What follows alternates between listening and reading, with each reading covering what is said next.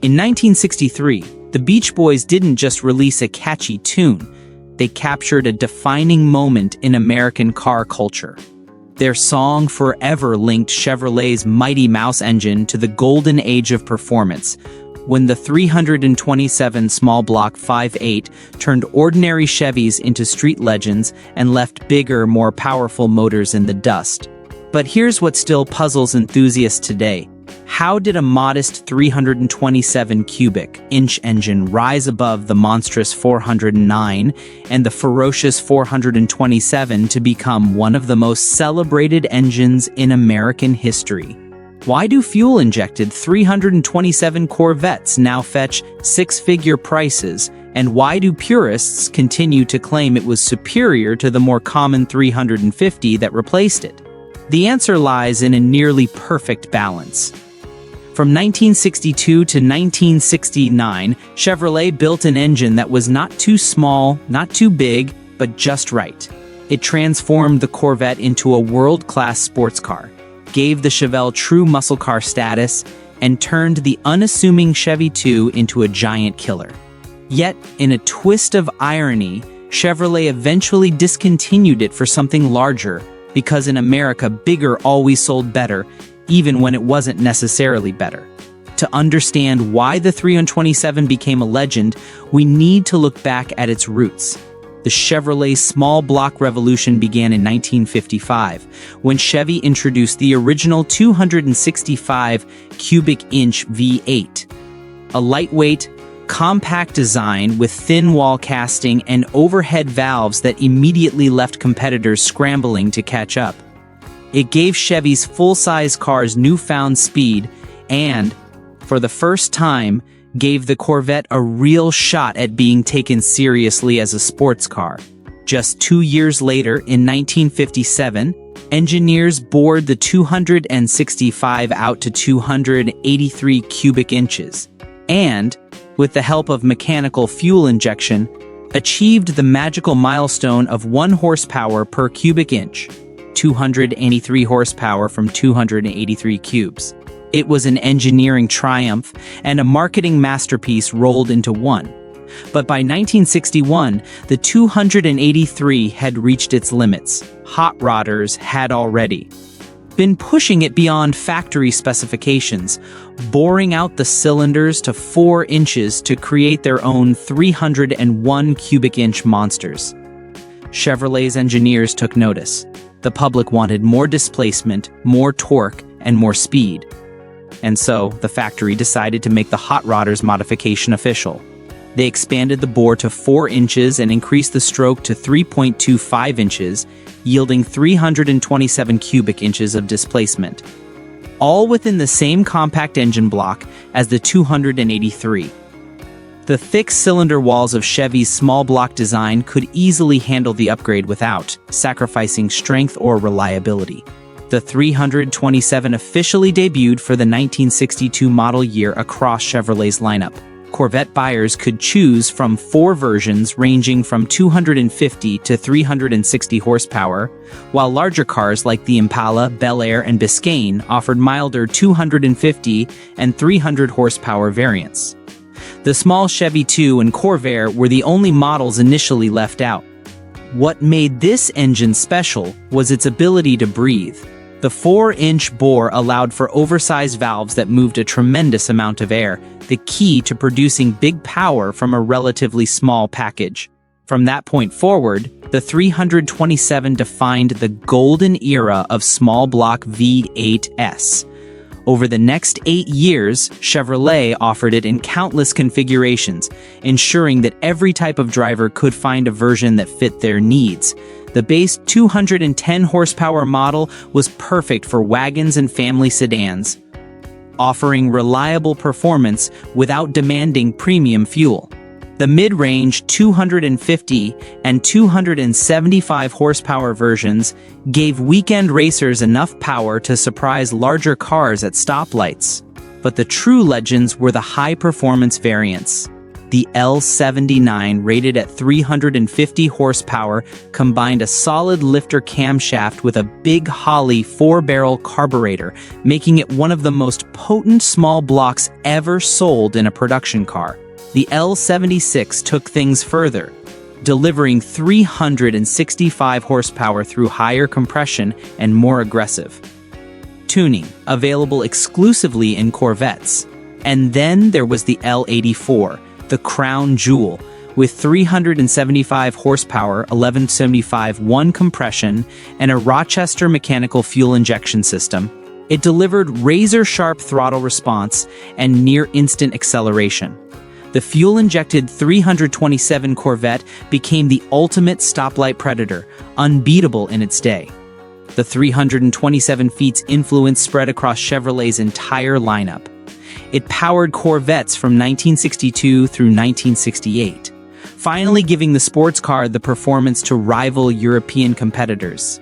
It transformed the Chevelle and Malibu into true muscle machines, and when dropped into the lightweight Chevy 2 Nova, it created a street racer's dream, a small car with big engine power. Even first-generation Camaros and El Caminos benefited from its versatility, combining everyday drivability with impressive speed. Remarkably, even checker taxis began using the 327 in 1965, providing torque and reliability that far outclassed the old inline-six engines. Pop culture helped cement its reputation. When the Beach Boys sang about the fuel-injected 327 and Shut Down, they immortalized it as more than just an engine. It became a symbol of American freedom, youth, and raw horsepower. For a brief, perfect window of time, the 327 was everywhere. Under hoods, in songs, and in the hearts of car lovers across the nation. Technically, the 327 was a masterpiece of design. Its 4-inch bore allowed for larger valves and better airflow, while the 3.25-inch stroke created an over-square layout that could rev freely without losing low-end torque. Depending on compression and fuel system, output ranged from a modest 210 horsepower to an incredible 375. The now iconic camel hump cylinder heads, casting number 461, became holy relics among small block fans.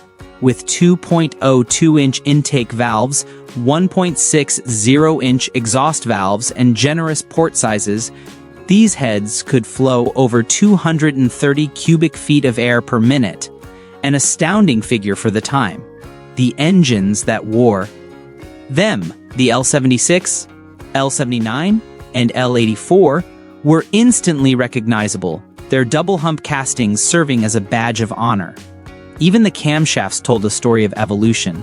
Base versions used mild hydraulic lifter profiles suitable for smooth, everyday driving. Performance versions used solid lifters and aggressive cam profiles that demanded regular adjustment but rewarded enthusiasts with exhilarating power. The legendary Duntov cam, named after Corvette's chief engineer Zora Arkus Duntov, had already made the 283 famous and carried into the early 327 seconds. By 1964, it was joined by the even hotter 30-30 cam, known for its distinctive lash settings and raw performance sound. The 327 wasn't just a good engine, it was serious performance hardware built right into a production car. Its fuel systems alone showed how versatile it was.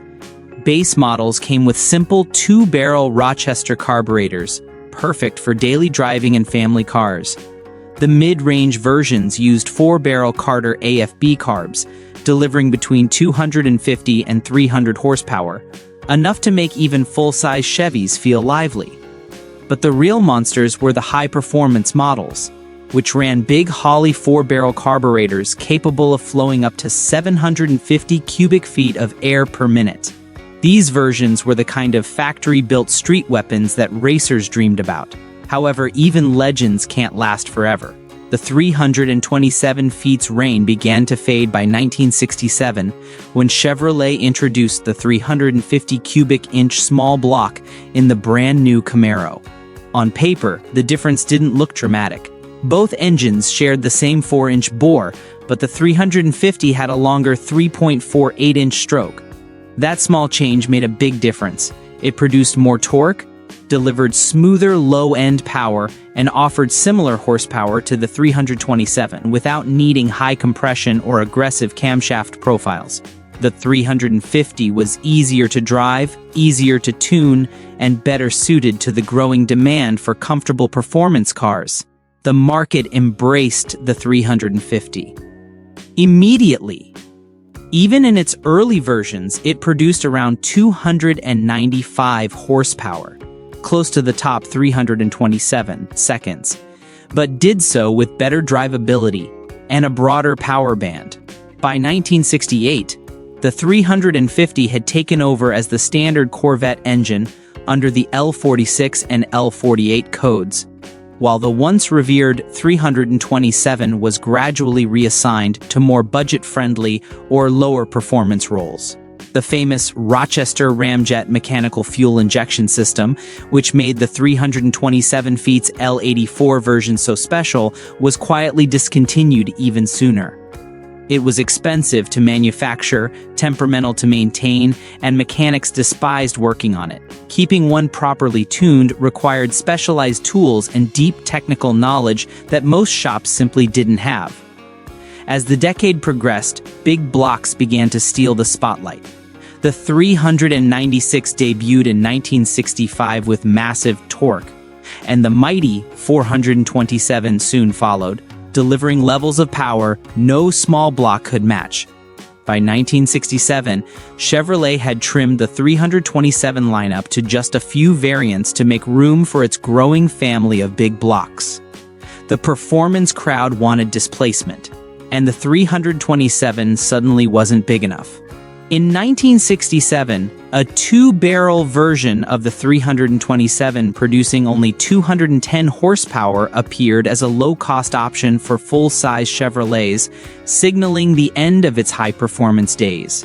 By 1969, only two versions remained: a 210 horsepower economy model and a 235 horsepower turbofire, which carried the small block name but not the original spirit. Midway through that year, the 327 quietly disappeared from Chevrolet's assembly lines altogether. There were no farewell editions, no commemorative badges, just a quiet transition. The 350 and 307 took over its market roles, offering similar performance with lower costs and easier production. After 8 glorious years that defined a generation of American performance, the Mighty Mouse bowed out without fanfare. Though Chevrolet never tracked exact production numbers, hundreds of thousands of 327 seconds were built between 1962 and 1969. Their widespread use across Corvettes, Chevelles, Novas, Impalas, and even work vehicles means that at any classic car show today, you'll still find countless valve covers proudly wearing the 327 Turbofire badge, a lasting testament to how deeply this engine shaped the 1960s. Interestingly, even after the 327 ended, part of it lived on. Chevrolet's 307 V8 used the same 3.25-inch stroke paired with the smaller 283 block, creating a more economical 307 cubic inch engine that remained in production until 1973. Meanwhile, the big blocks like the 396, 402, 427, and 454 took over the performance scene, as the muscle car wars demanded ever more cubic inches. There was one small exception, a company that refused to let the 327 die. The Avanti II, a luxury grand tourer built by hand after Studebaker shut down, continued using Chevrolet's 327 throughout the late 1960s and into the early 1970s before switching to the 350. Because the Avanti was built in small numbers, sourcing leftover 327 seconds was simple, proving the engine's design still had life long after its official end.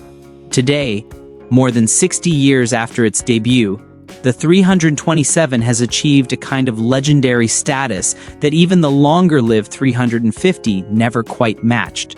Enthusiasts still refer to it as the best small-block Chevrolet ever built, not because it was the most powerful or the most common, but because it struck a perfect harmony of size, strength, and character.